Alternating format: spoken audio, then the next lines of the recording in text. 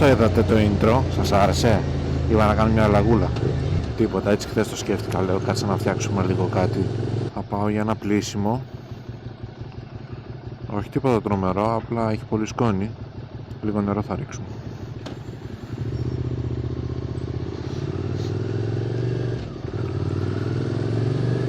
Κανονικά το πλένω στο σπίτι που έχω το πιεστικό, αλλά τώρα βαριούμαι να τα βγάλω όλο, οπότε ας πάμε λίγο στο εύκολο.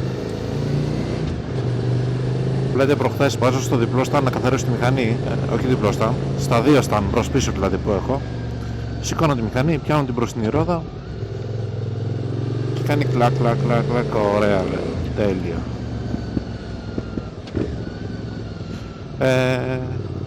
Εντάξει, ρουλεμάν.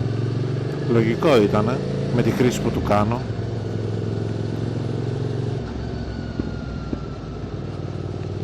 Δεν είναι κάτι που δεν το περίμενα. Τα άλλαξα μπροστά πίσω τα ρουλεμάν. Εντάξει, τα πίσω δεν χρειαζόντουσαν, αλλά εγώ τα άλλαξα προληπτικά. Έτσι και λέω στο κόστος είναι τίποτα, πολύ μικρό. 4 ρουλεμάν είχαν 20 ευρώ. Πού είναι το πλυντήριο τώρα? Νομίζω καλά πάμε.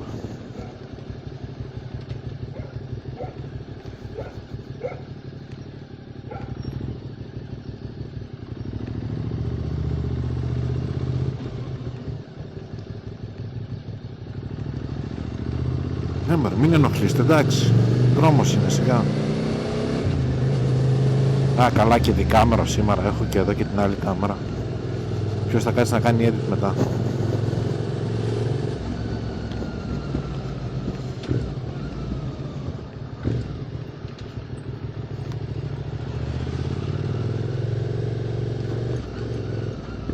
Έχει εδώ τίποτα? Όχι. Τέλεια.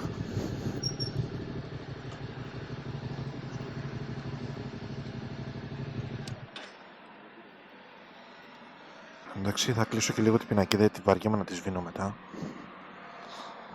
Μην ξεχάσω και το τσαντάκι, θυμίστε μου να το πάρω μετά. Σίγουρα θα το ξεχάσω εγώ.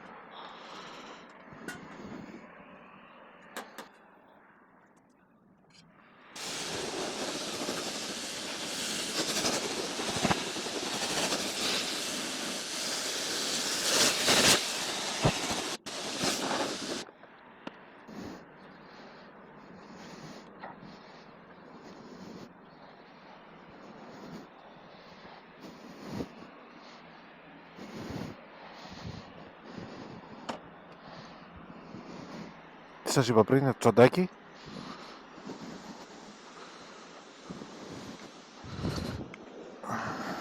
Ωραία.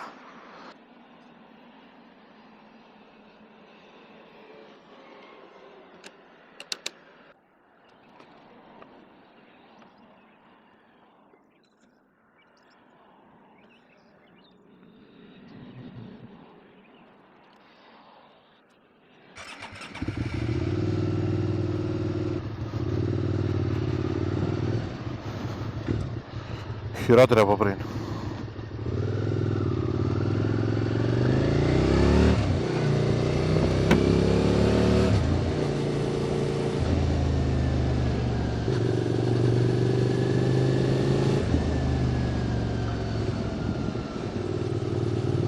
Εντάξει, το πανί αυτό πρέπει να ήταν χαλιμαύρο. Και αυτά που λέτε, αλλάξαμε ρουλεμάν τροχών. Έχει διαφορά, εντάξει, το μπροστινό έκανε και θόρυβο πέρα από τα κενά που είχε. Καλά, δεν έχω πάει και κάπου. Και τώρα έχω τους υπόλοιπους και μου λένε δεν ξαναβάει στα χωμάτια να πάμε βόλτα τώρα το Πάσχα. Και τι θα κάνω εγώ? Εννοείται θα τα βάλω. Δεν λέμε όχι σε τέτοιες ευκαιρίες.